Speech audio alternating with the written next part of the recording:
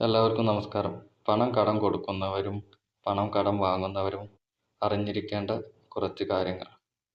പണം കടം കൊടുക്കുന്നവർ ഈ ദിവസങ്ങളിൽ പണം കടം കൊടുക്കാതിരിക്കുക.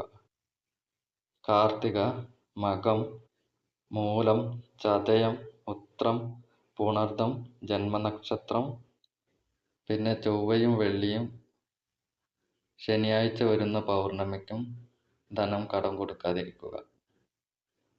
ഇനി പണം കടം വാങ്ങുന്നവർ ഈ ദിവസങ്ങളിൽ വാങ്ങാൻ ശ്രമിക്കുക.